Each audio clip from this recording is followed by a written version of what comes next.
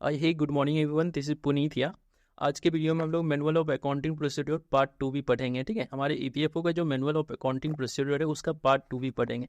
मैं कोशिश करूंगा कि आप लोग को अच्छे से समझ में आए, फिर भी अगर कुछ मेरी तरफ से गलती होता है उसके लिए मुझे माफ़ कीजिएगा। ठीक है, अभी देखिए ये जो हमारा मैनुअल है ना, ये पूरा ईडीएलआई स्कीम के बारे में डिस्कस करता है। तो मैंने ईडीएलआई का एक वीडियो पहले ही अपलोड कर दिया है, तो मैं आप लोग से आशा करता हूँ कि आप लोग उस वीडियो को पहले देखें, उसके बाद इस वीडियो को देखें। ठीक है, अभी हम लोग चलते हैं कि manual of accounting procedure part 2 भी में क्या लिखा है ईडीएलआई स्कीम के बारे में। तो मैनुअल आप समझते हैं ना, मैनुअल का मतलब होता है किसी भी ऑफिस का जो है उसके अंदर में, ऑफिस के अंदर में कैसे कार्य प्रणाली है, कैसे चलता है, वहाँ के एम्प्लॉय सब क्या सब करते हैं, उस सब के बारे में लिखा रहता है। तो अभी जो हम लोग पढ़ रहे हैं उसमें ईडीएलआई स्कीम के बारे में बताया गया है कि ईडीएलआई स्कीम को कैसे क्या होता है, कैसे इसका सेटलमेंट होता है, क्या इसका बेनिफिट होता है, सब कुछ के बारे में। ठीक है, तो सबसे पहले है इंट्रोडक्शन। तो इंट्रोडक्शन में लिया गया है कि इसका ऑब्जेक्टिव क्या है। ईडीएलआई स्कीम, तो मैंने आपको बताया था ना, ईडीएलआई स्कीम एक इंश्योरेंस बेनिफिट है जो हमारे ईपीएफओ के द्वारा दिया जाता है, जिसका प्रीमियम जो है वो कौन भरता है, कंपनी वाले भरते हैं। लेकिन इसका फायदा कौन उठाते हैं, सदस्य के फैमिली मेंबर उठाते हैं। कब उठाते हैं, जब किसी सदस्य का जो है डेथ ड्यूरिंग द सर्विस हो जाता है, तो उसके फैमिली मेंबर को ये इंश्योरेंस का बेनिफिट हमारे ईपीएफओ के द्वारा प्रोवाइड की जाती है। ठीक है, लेकिन इसका प्रीमियम जो 0.5% है, 0.5% जो प्रीमियम देना पड़ता है, पे जो है इतना रुपया देना पड़ता है, ये कंपनी वाले देते हैं। मतलब इसमें सदस्य का कुछ भी रुपया कंट्रीब्यूशन नहीं लगता है। ठीक है, तो ये एक इंश्योरेंस स्कीम है, ठीक है, जो ईपीएफओ के द्वारा प्रोवाइड की जाती है। अब आगे सर इसका ऑब्जेक्टिव क्या है। इसका ऑब्जेक्टिव ये है कि इसके अंदर क्या है, एक सोशल सिक्योरिटी बेनिफिट प्रोवाइड करना फैमिली मेंबर ऑफ हमारा जो मेंबर है उसका फैमिली मेंबर को या उसके नॉमिनी को। साथ ही साथ जो है ना, जो भी सदस्य मानिए किसी कंपनी में ज्वाइन करता है, हमारा वहाँ पे ईपीएफओ एक्ट लगा हुआ है, तो क्या हो जाता है, ईडीएलआई स्कीम का ऑटोमेटिक मेंबर बन जाता है।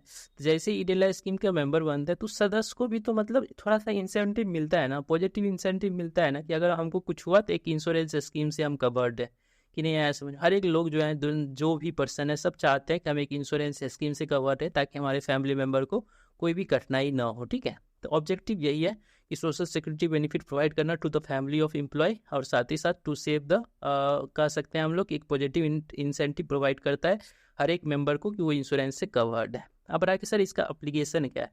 देखिए ईडीएलआई स्कीम कहाँ लगता है, तो मैंने आपको पहले भी बताया कि ईडीएलआई स्कीम उस सभी कंपनी के सभी एम्प्लॉय पे लगते हैं जिस स्कीम पे हमारा ईपीएफओ का एक्ट लगा हुआ है। कि नहीं आया समझ में, फिर से सुनिए, ईडीएलआई स्कीम उस सभी कंपनी के एम्प्लॉय पे लगते हैं जिस कंपनी पे हमारा ईपीएफओ का एक्ट लगा हुआ है। तो आप कहोगे सर ईपीएफओ का जिस पे एक्ट लगा हुआ है 1952 का, उस पे तो हम लोग कहते हैं कि ईपीएफओ एक्ट जिस पे लगता है वो ईपीएफ स्कीम का भी हिस्सा बन जाता है। तो यस श्योरली, जो हमारा ईपीएफ स्कीम का हिस्सा बन जाता है वो हमारा ईडीएलआई स्कीम का भी हिस्सा बन जाता है। ठीक है, तो क्या याद रखना है कि जिस कंपनी पे मेरा एक्ट लगा हुआ है वो कंपनी सब जो है ईडीएलआई स्कीम से कवर्ड होगा, वहाँ का सदस्य जो होगा हमारा ईडीएलआई स्कीम से कवर्ड होगा।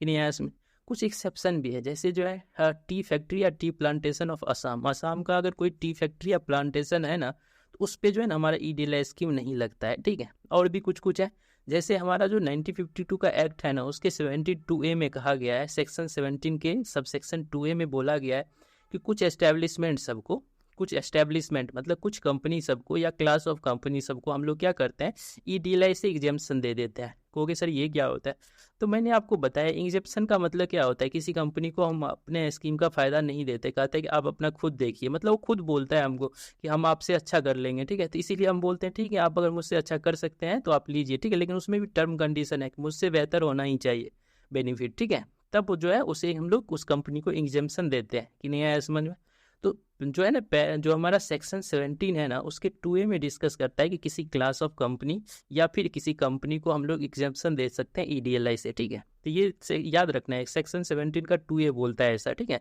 किसी कंपनी या क्लास ऑफ कंपनी को ईडीएलआई स्कीम से हम लोग क्या कर सकते हैं, एग्जेम्प्ट कर सकते हैं। इसके बाद जो है ना, हम लोग जब ईडीएलआई स्कीम पढ़ रहे थे ना, तो उस ईडीएलआई स्कीम में हम लोगों ने पैरा 28, जो पैरा 28 था ना, उसमें हम लोग ने पढ़ा था कि इसमें भी बताया गया था पैरा 28 में कि किसी एम्प्लॉय को या फिर किसी कंपनी को या फिर किसी क्लास ऑफ एम्प्लॉय को या किसी क्लास ऑफ कंपनी को, इस सब को हम लोग ईडीएलआई स्कीम से एग्जेम्पशन दे सकते हैं। तो इस सब पे जो है ना हमारा ईडीएलआई स्कीम नहीं लगेगा। फिर से सुनिए, ईडीएलआई स्कीम किस किस पे लगता है।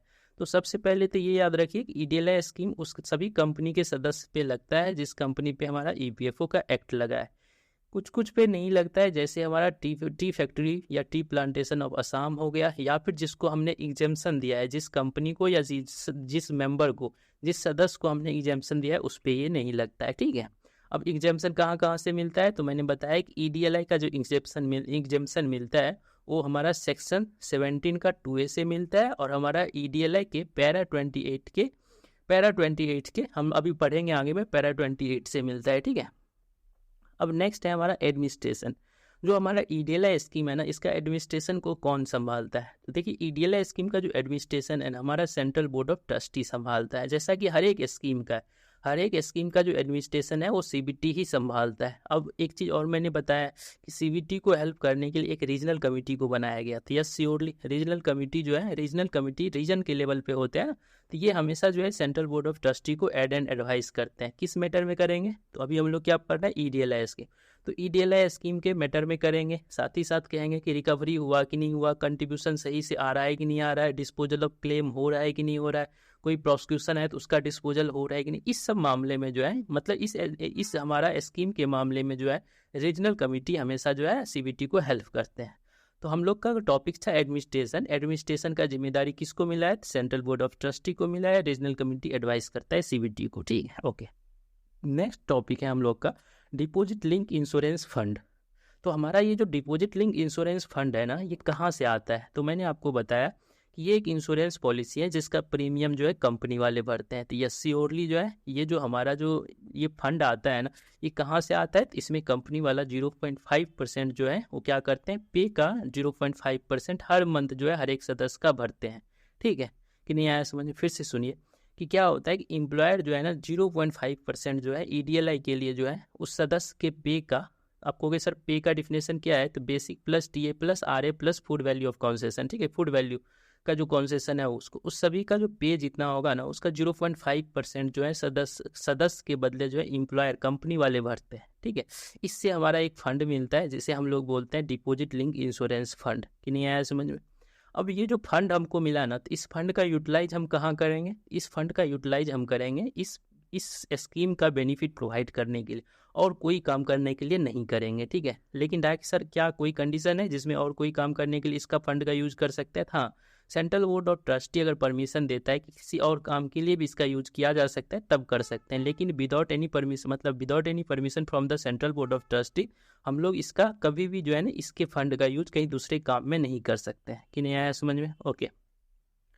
अब जो नेक्स्ट टॉपिक है वो है एग्जेम्पशन के बारे में। तो देखिए अभी हमने बताया था कि क्या होता है ना कि हम लोग ईडीएलआई स्कीम से बहुत सारे को एग्जेम्पशन भी देते हैं, मतलब कि एक कंपनी को भी हम एग्जेम्प्ट कर सकते हैं और एक सदस्य को भी एग्जेम्प्ट कर सकते हैं। ठीक है, दोनों को हम लोग कर सकते हैं किसी भी स्कीम से, जरूरी नहीं है ईडीएलआई स्कीम से, लेकिन अभी हम लोग पढ़ रहे हैं ईडीएलआई स्कीम के बारे में। ठीक है, तो ध्यान रखिए कि हमारा जो सेक्शन 17 है ना, सेक्शन 17 ऑफ ईपीएफ एक्ट 1952 का जो एक्ट का सेक्शन 17 है ना, उसमें बोला गया है कि उसके 2A में बोला गया है कि किसी भी कंपनी या क्लास ऑफ कंपनी को हम लोग जो है ईडीएलआई स्कीम से एग्जेम्प्ट कर सकते हैं। और सेक्शन 17 का जो 2B बोलता है ना, वो बोलता है किसी सदस्य को या क्लास ऑफ सदस्य को, किसी एम्प्लॉय को या क्लास ऑफ एम्प्लॉय को हम लोग ईडीएलआई स्कीम से क्या कर सकते हैं, एग्जेम्पशन दे सकते हैं। ठीक है, अब रहा कि सर एग्जेम्पशन देने का कुछ टर्म एंड कंडीशन होता है, तो yes surely term and condition होता है। सबसे पहला तो टर्म कंडीशन ये होता है कि अगर हम हमारे स्कीम से एग्जेम्प्ट हो रहे हैं ना, तो हमसे अच्छा या हमसे बराबर का जो है सर्विस उसको उसके कंपनी वाले को प्रोवाइड करना पड़ेगा। कि नहीं आया समझ में, कि नहीं आया समझ में। तो ये याद रखिएगा कि सेक्शन 17 का 2A और 2B होता है ईडीएलआई से एग्जेम्पशन के बारे में। 2A बोलता है कंपनी या क्लास ऑफ कंपनी कैसे एग्जेम्पशन देंगे, और 2B बोलता है कैसे किसी सदस्य या क्लास ऑफ एम्प्लॉय को हम लोग कैसे एग्जेम्प्ट करेंगे। ठीक है, उसी तरह हम लोग जब ईडीएलआई स्कीम पढ़ रहे थे ना, उसमें भी जो है पैरा 28 का 1 और पैरा 28 का 4 बोलता है। पैरा 28 का 1 बोलता है कि कैसे हम लोग किसी सदस्य को जो है एग्जेम्प्ट करेंगे। ठीक है, और पैरा 28 का 4 बोलता है कि कैसे क्लास ऑफ सदस्य को, मतलब क्लास ऑफ एम्प्लॉय को हम लोग कैसे एग्जेम्प्ट करेंगे। कि नहीं आया समझ में। तो पैरा 28 का 1 और 4 बोलता है कि किसी एक सदस्य को और कैसे एक क्लास ऑफ सदस्य को। ठीक है, क्लास ऑफ सदस्य मतलब समझे ना कि जूट में काम करने वाले सभी लोग, और एक सदस्य मतलब एक। ठीक है, तो मतलब कि कैसे कुछ लोगों को और कैसे सभी लोगों को हम लोग क्या कर सकते हैं, ईडीएलआई से एग्जेम्प्ट कर सकते हैं। तो पैरा 28 का 1 बोलता है और पैरा 28 का 4, ये दोनों याद रखिए। क्या सब बोलता है, देखिए कोई भी सदस्य जो है ना अगर ईडीएलआई से एग्जेम्प्ट होना चाहता है ना, तो हमारे पास एक एप्लीकेशन देगा। ठीक है, तो उस एप्लीकेशन जब देगा ना हमारे पास, ठीक है, तो वहाँ जो है ना सदस्य को जो है ना हमसे अच्छा बेनिफिट अगर कोई देने वाला होगा तभी हम उसको EDLS एग्जेम्प्ट करेंगे।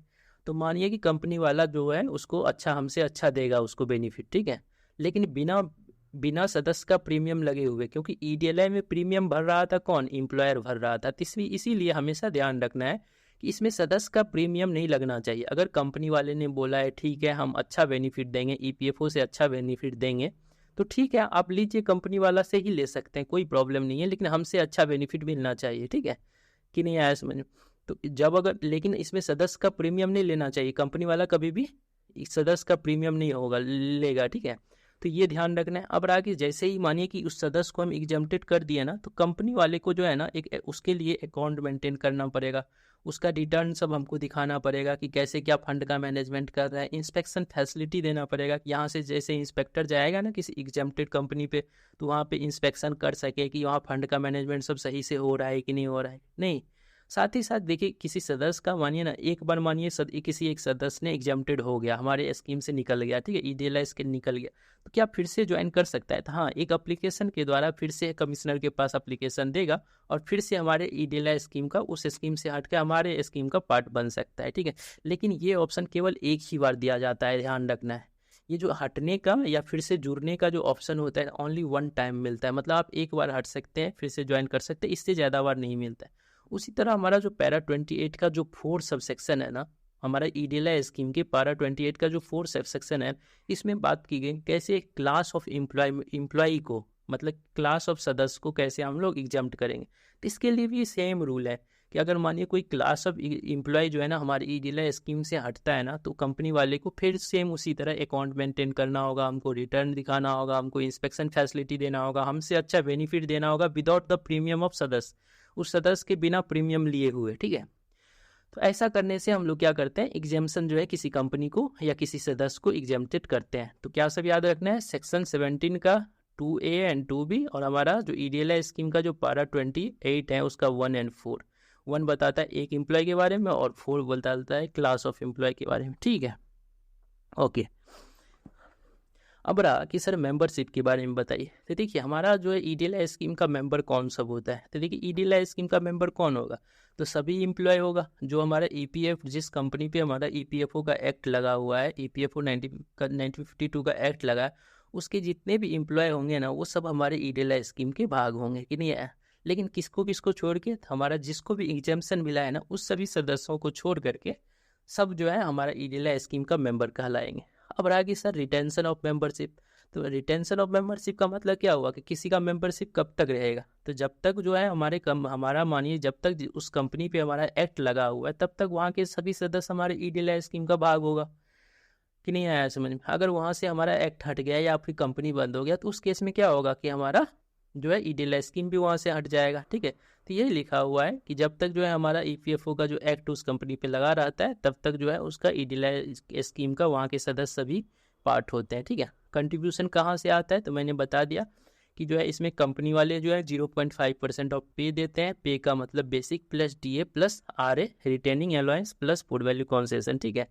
ये हमेशा मंथली बेसिस पे मिलता है, क्योंकि सर ये मंथली बेसिस क्या होता है, देखो क्या है ना कि मतलब कंपनी में जो काम करने वाले लोग होते हैं ना, कुछ ऐसे भी लोग होते हैं जो दिन के बेसिस पे काम करते हैं, मतलब एक दिन का 500 ले रहा है।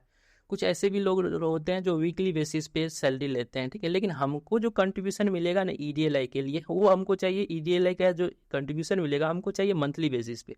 मतलब अगर एक दिन का भी 500 ले रहा है, 30 दिन का 15,000 लिया ना, तो हमको 15,000 का 0.5% चाहिए एक सदस्य का, कि नहीं आया समझ। फिर से मैं बताता हूँ कि हमको जो EDLI का जो 0.5% चाहिए ना, वो हमको मंथली बेसिस पे चाहिए। कोई सदस्य अगर डेली बेसिस पे काम कर रहा हो, वीकली बेसिस पे काम कर रहा हो, हमको उससे नहीं मतलब, एक महीना में उस सदस्य ने जितना भी कमाया उसके पे का हमको 0.5% चाहिए EPFO को, ठीक है, कंट्रीब्यूशन एज ए कंट्रीब्यूशन। तो ये याद रहेगा। अब रहा कि इसका मैक्सिमम सीलिंग 15,000 ही है, ठीक है। कभी भी जो है ना 15,000 का 0.5% जितना होता है, उससे ज़्यादा जो है हमारा EDLI के लिए कंट्रीब्यूशन एक सदस्य का नहीं आना चाहिए। मतलब मैक्सिमम सीलिंग 15,000 ही है, ठीक है। अब रहा कि सर कितना दिन में पे करना पड़ता है कंपनी वाले को, तो कंपनी वाले को 15 दिन के अंदर जो है इसको पे करना होता है। साथ ही साथ ये भी ध्यान रखना है कि ये किसका रिस्पॉन्सिबिलिटी होता है, तो ये कंपनी वाले का जो प्रिंसिपल एम्प्लॉय है ना उसका रिस्पॉन्सिबिलिटी होता है। पहले क्या होता था कि सेंट्रल गवर्नमेंट जो है ना ईडीएलआई स्कीम में जो है कुछ कंट्रीब्यूट करते थे, क्योंकि आप समझ सकते हैं कि ईडीएलआई स्कीम एक कितना अच्छा सा मतलब एक स्कीम है जो सदस्य गरीब लोगों को जो है मदद कर रहा है। इसीलिए पहले सेंट्रल गवर्नमेंट जो है 1995 में 15/11/1995 मतलब जो है 15 नवंबर 1995 से पहले सेंट्रल गवर्नमेंट भी जो है जितना कंपनी वाले देता था ना उसका जो है आधा कम जो है सेंट्रल गवर्नमेंट भी कंट्रीब्यूट करते थे ईडीएलआई स्कीम के लिए, ठीक है।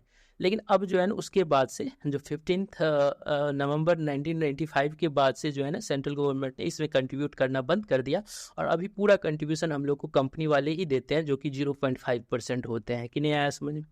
तो ये था हम लोग का कंट्रीब्यूशन कहाँ से आता है, ठीक है। अब है हम लोग का कि मोड ऑफ पेमेंट कह रहा है कि कहाँ से ये जो ईडीएलआई इसका जो हमको फंड का जो रुपया देगा कंपनी वाला वो कैसे देगा। तो ये हमारा किस में देगा, तो अकाउंट 21 में देगा। किस में देगा, तो अकाउंट 21 जो होता है हमारा ईडीएलआई का जो है एक अकाउंट होता है, कि नहीं आया समझ में। ईडीएलआई का अकाउंट होता है अकाउंट 21, ठीक है। इसमें जो है कंपनी वाला बाई चेक के द्वारा या बाई डीडी के द्वारा या जैसे भी हो कैश के द्वारा जो है हमारे इस अकाउंट में डाल देगा। अब जो है कंपनी वाला मानिए बैंक में चेक लेके गया तो बैंक वाला ने कुछ चार्जेज लिया चेक डालने का, ठीक है। तो उसका जो चार्जेज होगा ना वो कंपनी वाला भरेगा, हम नहीं भरेंगे, ठीक है, कंपनी वाला ही भरेगा उसका चार्ज, ठीक है। अब रागी सर एक अकाउंट 22 की भी चर्चा की गई, उसको बताइए। देखिए क्या होता था ना, पहले ईडीएलआई स्कीम का हम लोग कुछ सर्विस चार्जेस भी लेते थे। ईडीएलआई स्कीम का सर्विस चार्जेस कुछ लेते थे, एडमिनिस्ट्रेटिव चार्जेस लेते थे ईडीएलआई स्कीम का। उसके लिए हम लोग अकाउंट 22 में कुछ परसेंटेज उससे मांगते थे, कंपनी वाले को कहते थे देने के लिए ईडीएलआई एडमिनिस्ट्रेटिव चार्ज। लेकिन अब ऐसा नहीं लेते हम लोग, कोई ईडीएलआई के लिए एडमिनिस्ट्रेटिव चार्ज नहीं लेते हैं, ठीक है। तो इसलिए अब अकाउंट 2 का ज़्यादा वैल्यू है ही नहीं, ठीक है। तो ये याद रहेगा कि 15th डे को जो है क्लोज ऑफ 15th मतलब मंथ जैसे ही खत्म हुआ उसके अगले 15 दिन के अंदर कंपनी वाले को पे करना है, 0.5% पे करना है, मंथली बेसिस पे करना है, ठीक है। पे का करना है मतलब basic plus DA plus RA को करना है, ठीक है। और ये किसका रिस्पॉन्सिबिलिटी है, तो प्रिंसिपल एम्प्लॉय का रिस्पॉन्सिबिलिटी है। साथ ही साथ अगर कोई चेक को जमा करने में रिमिटेंस चार्जेज लगते हैं तो कंपनी वाला भरेगा, ठीक है। अब जो नेक्स्ट टॉपिक है वो है हमारे नॉमिनेशन अंडर दिस स्कीम, मतलब इस स्कीम के अंतर्गत जो है नॉमिनेशन का क्या रूल है। तो देखिए नॉमिनी आप समझते हैं ना, मतलब ये जो ईडीएलआई का जो बेनिफिट है ना ये किसको मिलेगा, तो मैंने बताया था कि नॉमिनी को मिलेगा या फिर उसके फैमिली मेम्बर को मिलेगा।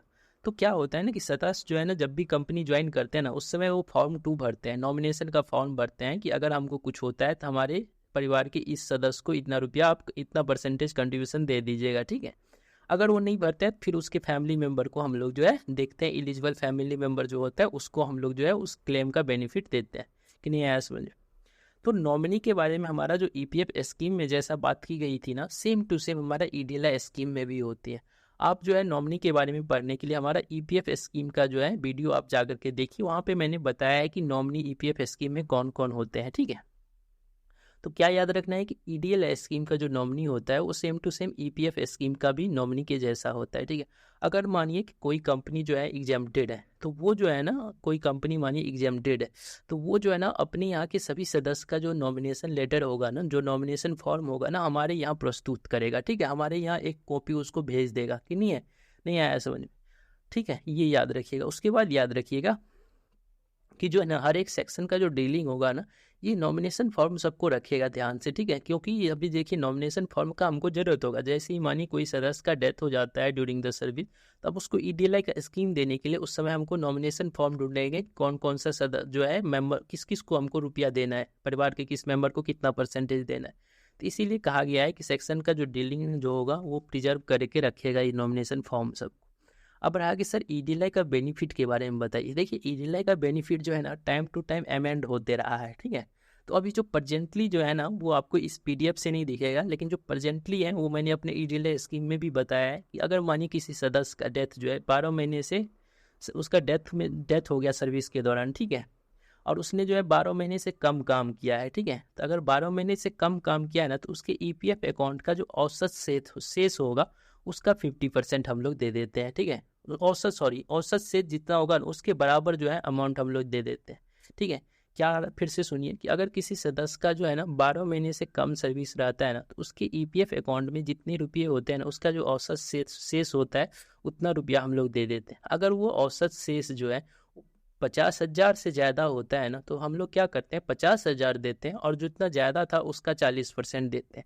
लेकिन इसका मैक्सिमम लिमिट 1 लाख ही है, ये ध्यान रखना है, ठीक है।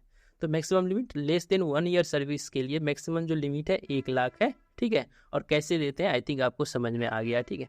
अब रहा कि किसी ऐसा सदस्य है जिसने 12 महीने से ज़्यादा सर्विस किया हो अपने लास्ट कंपनी जिसमें उसका डेथ हुआ है, ठीक है। हम लोग सबसे पहले तो ये याद रखिए जो 12 महीने काउंट करते हैं ना, वो जिस मंथ में डेथ हुआ है उससे पहले का काउंट करते हैं, ठीक है।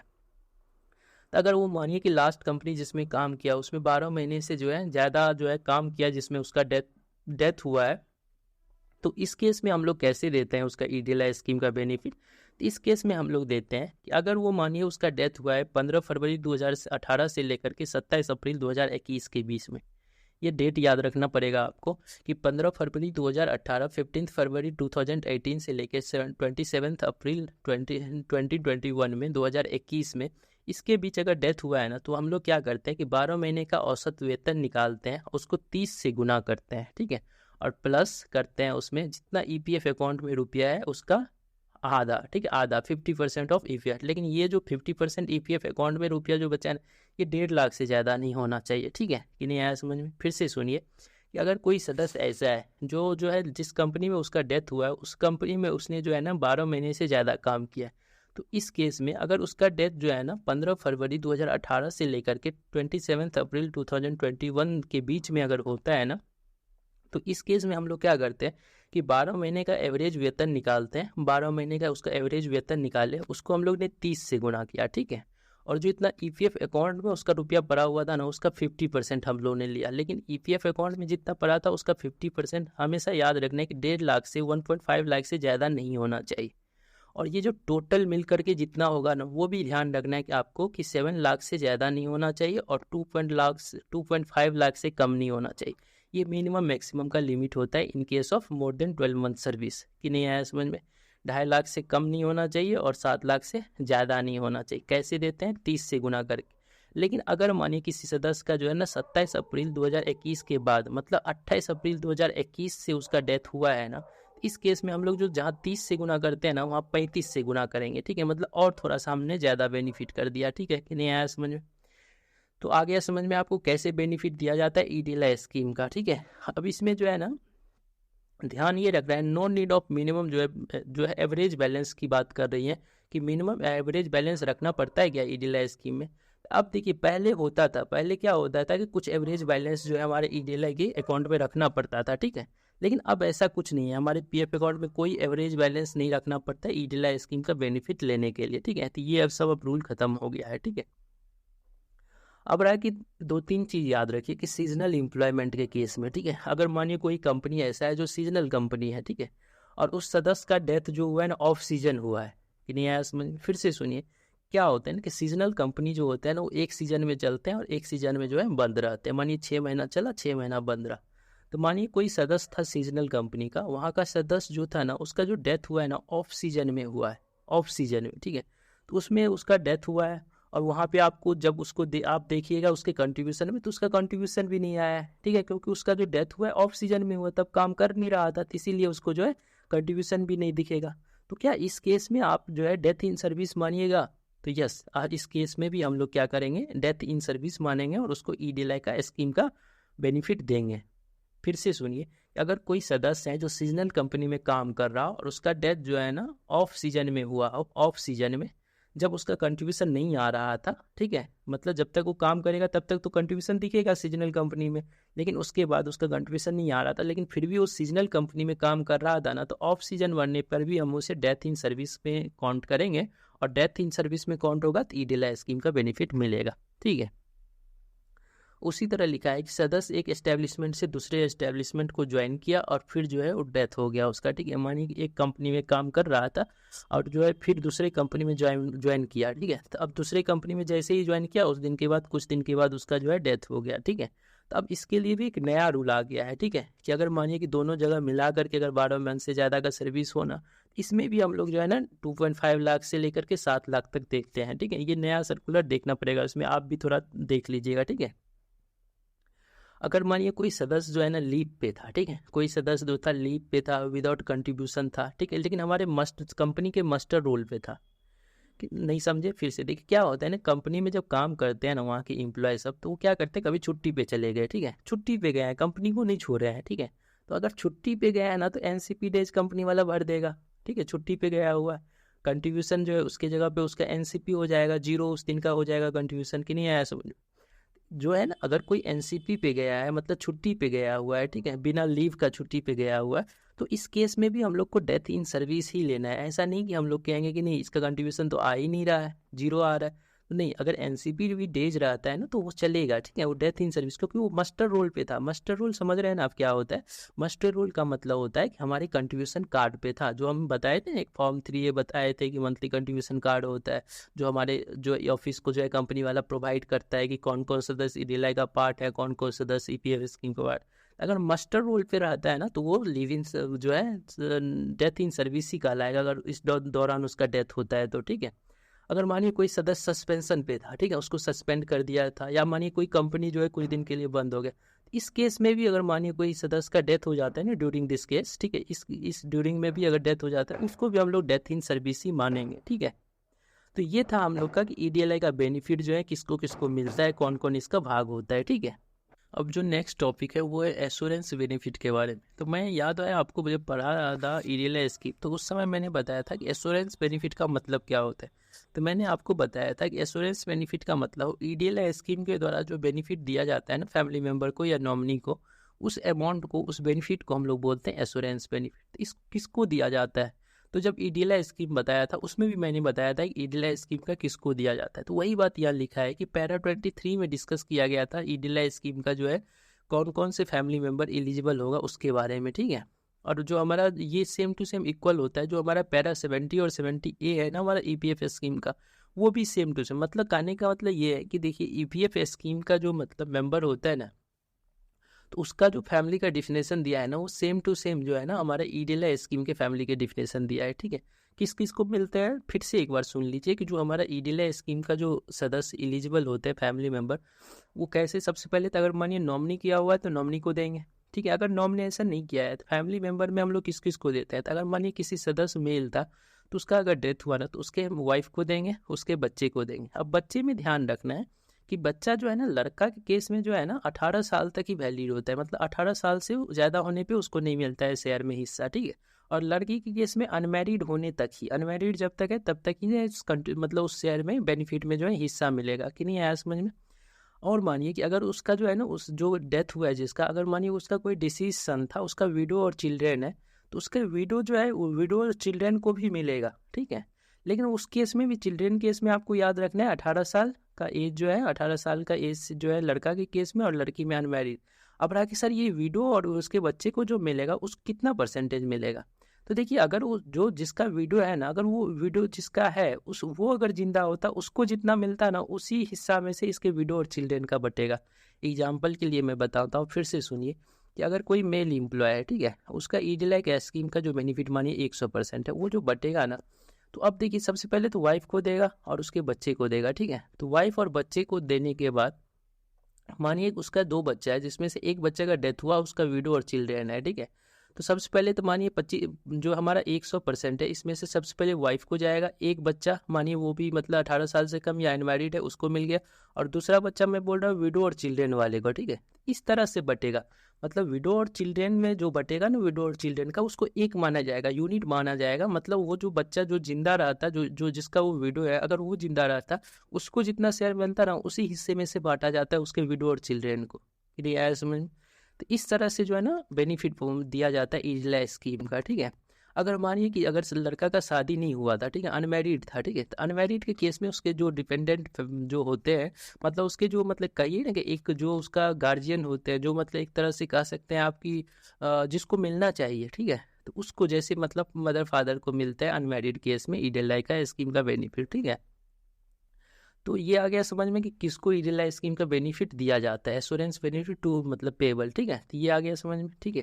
एक चीज़ भी और भी याद रखिए, देखिए यहाँ पैरा 70A का भी डिस्कस किया गया है, ठीक है। इसका मतलब क्या होता है, जो हमारा ईपीएफ स्कीम में जो पैरा 70A था ना उसमें बताया गया था कि अगर मानिए कोई फैमिली का सदस्य है जिसने ही सदस्य को मारा है, ठीक है, सदस्य को मारा है या फिर मारने जो है उसमें एबेट किया है, मतलब कि कहने का मतलब उसको उकसाया है मरने के लिए, ठीक है। तो इस केस में जो है ना उस सदस्य का हिस्सा जो है ना तब तक नहीं मिलेगा जब तक कि वो दोष से मुक्त नहीं हो जाता। अगर मानिए दोष से मुक्त नहीं होता है ना तो उस केस में क्या है, उसके हिस्से को जो और मेंबर था ना उसमें बांट दिया जाता है, ठीक है, उसको नहीं मिलता अगर उसी ने दोषी वही हो तो ये हमारा पैरा 70A बोलता था। और वो हमारा देखिए लिखा हुआ है कि ईपीएफ स्कीम का जो फैमिली का डिफिनेशन था किसको मिलेगा, वो सेम टू सेम ईडीएलआई के लिए भी होता है, तो सेम टू सेम केस ईडीएलआई के लिए भी वैलिड होता है, ठीक है। अगर उसको जो सदस्य जो मारा है उसको मारने वाला सदस्य का ही कोई फैमिली मेम्बर हो और ठीक है उसको अगर जो है जजमेंट मिल गया हो कि यही दोषी है, तब उसका हिस्सा जो है दूसरे फैमिली मेम्बर में बांट दिया जाता है, उसको नहीं मिलता है। अगर वो दोष मुक्त हो गया तब उसको मिलेगा, ठीक है, तब तक रखा जाता है। अब है calculation of average monthly balance, ठीक है। अब ये कैलकुलेशन बता रहा है कि ईडीएलआई स्कीम को कैसे कैलकुलेट करते हैं। तो देखिए अब जो ये पुराना स्कीम था, ये पुराना जो है ये पुराना तरीका दिया गया है कि 6 मंथ का ये सब करके, ये सब अब नहीं होता है। अब जो मैंने आपको बताया कैसे कैलकुलेट करते हैं उसी स्कीम के द्वारा जो है अभी होता है। तो ये आई थिंक इम्पोर्टेंट नहीं है, ठीक है। और हमेशा हर एक स्कीम में याद रखिए कि राउंड ऑफ रुपीज जो है हमेशा हर एक स्कीम में वैलिड होता है। अब जो हम लोग का जो लास्ट टॉपिक है वो है हमारा special check to be made of form 5 है receipt from the provident fund exempted है। मतलब कि अगर मानिए कोई ईडीएलआई का जो क्लेम है ना वो हमको कोई ऐसी कंपनी से आया है जो एग्जेम्प्टेड है। इसका मतलब क्या हुआ सर, तो देखिए क्या होता है ना कि हम लोग ने क्या बोला, ईडीएलआई स्कीम से एग्जेम्प्टेड कर सकते हैं, मतलब किसी को इसका भाग जो है हम हटा सकते हैं ईडीएलआई स्कीम से, ठीक है। जब वो जो है मैंने बताया था कि कंपनी वाला जो है ईडीएलआई स्कीम से अगर एग्जेम्पशन लेना चाहता है तो हट सकता है। लेकिन अगर मानिए कोई कंपनी वाला जो है ना एग्जेम्प्टेड हो गया ईडीएलआई स्कीम से, तो इसका मतलब ये नहीं हुआ कि उसके सभी एम्प्लॉय भी एग्जेम्प्टेड हो गए, ठीक है। हो सकता है उसमें से 20 एम्प्लॉय बचे हैं जो ईडीएलआई स्कीम का हिस्सा अभी भी है, ठीक है, हमारे ईडीएलआई स्कीम का, ठीक है।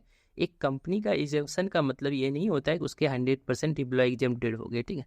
तो इसी के बारे में दिया गया है कि अगर कोई ईडीएलआई जो है ना ईडीएलआई का क्लेम अगर कोई एग्जेम्प्टेड एम्प्लॉय कंपनी से आए तो उस केस में हम लोग को क्या सब ध्यान रखना है। तो सबसे पहले तो ये ध्यान रखना है कि जैसे ही वो क्लेम आएगा ना तो हम लोग को मिलाना है कि वो सदस्य जो है ईडीएलआई स्कीम के लिए लाइव मतलब है कि नहीं एलिजिबल। वो कैसे देखेंगे, तो वो हम लोग देखेंगे फॉर्म 9 में देखेंगे या फिर जो है फॉर्म 1IF में देखेंगे। इसमें लिखा रहता है कि ये कंपनी ये जो सदस्य है ये ईडीएलआई के लिए एलिजिबल है कि नहीं। दूसरा तरीका मैं बताता हूँ, उसके देखेंगे उस सदस्य का जो है वो जो है 20 में रुपया 21 में कंपनी में रुपया जमा हुआ है कि नहीं हुआ है उस कंपनी का, ठीक है। मानिए कि अगर किसी कंपनी का 20 एम्प्लॉय ईडीएलआई में मानिए अभी भी एलिजिबल है और जब कंपनी जो है वो एग्जेम्प्टेड है तो वो 20% का तो ईडीएलआई का जो है कंट्रीब्यूशन भर रहा होगा ना, तो वो हमको दिखेगा, ठीक है। तो वहाँ से मानिए 20 का दिखेगा, लेकिन एक का देखने के लिए हमको फॉर्म 1IF देखना पड़ेगा, फॉर्म 9 देखना पड़ेगा, ठीक है। साथ ही साथ जो है हमारे पास जो है रहते हैं सेक्शन सुपरवाइजर सबके पास ये सब डाटा, जिससे हम लोग देखते हैं कि जो है ये एलिजिबल है कि नहीं सदस्य हमारे ईडीएलआई स्कीम के लिए, ठीक है। साथ ही साथ जो मैंने बताया कि फॉर्म 1IF में लिखा रहता है कि ये सदस्य जो है ईडीएलआई स्कीम के लिए एलिजिबल है कि नहीं, ठीक है, ईडीएलआई स्कीम का पार्ट है कि नहीं। तो जो है ना इसमें हमेशा याद रखना है कि ओवर राइटिंग सब नहीं होना चाहिए फॉर्म 1IF में, ठीक है। फॉर्म 1IF में ओवर राइटिंग नहीं होना चाहिए, ठीक है। साथ ही साथ जो है फॉर्म 1IF में जो है किसी एक पर्सन से केवल ऑथेंटिकेट नहीं होना चाहिए, सभी का ऑथेंटिकेशन कहने का मतलब ये उसमें SS का भी साइन, AC का भी साइन, AO का भी साइन हो, ऐसे सब का हो अगर कुछ किया गया हो तो, ठीक है। अगर मानिए कोई डाउटफुल केसेस हो तो हम इनसे इंस्पेक्टर के द्वारा जो है वेरीफाई भी करा सकते हैं, ये भी ध्यान रखना है, ठीक है।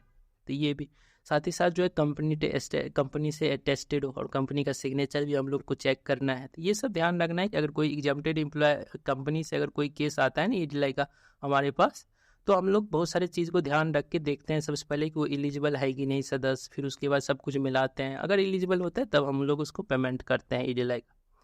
अब जो लास्ट टॉपिक है वो है ट्रांसफ़र के बारे में। क्या ईडीएलआई स्कीम का जो है उसका ट्रांसफ़र का भी कुछ हो सकता है क्या? तो देखिए ईडीएलआई एक इंश्योरेंस स्कीम है, वो तभी मिलता है जब पर्सन का डेथ ड्यूरिंग द सर्विस होता, ठीक है। तो ये तो ट्रांसफ़र वाला कोई केस ही नहीं है, कोई ऐसा चीज़ तो है ही नहीं जिसे ट्रांसफ़र करेंगे। ये एक इंश्योरेंस स्कीम है जिसमें ये जो है तभी मिलता है जब कोई पर्सन डेथ करता हो, ठीक है। तो इसमें कोई ट्रांसफ़र का कुछ नहीं होता है। लेकिन अगर किसी को जो है मानिए कि किसी ने किसी कंपनी में काम किया है, ठीक है, वो ईडीएलआई से कवर था, तो उसको हम बहुत से बहुत केस क्या दे सकते हैं, तो फॉर्म के दे सकते हैं, एनेक्चर के दे सकते हैं, तुमने इतना से इतना काम किया हमारे स्कीम में, हमारे यहाँ काम किया, हमारे ईपीएफओ का सदस्य, इसका मतलब ये नहीं होता है कि मतलब तुम्हारा कुछ रुपया जो है उसको ट्रांसफ़र कर दिया जाएगा। तो ईडी लाइफ में कोई ट्रांसफ़र का केस नहीं होता है, क्योंकि ये एक इंश्योरेंस प्लान है। वो तभी वैलिड होता है इंश्योरेंस प्लान जब सदस्य का जो है सर्विस के दौरान डेथ होता है, और उसके बाद कुछ भी नहीं। ठीक है, तो आज की वीडियो में इतना ही। Thank you everyone.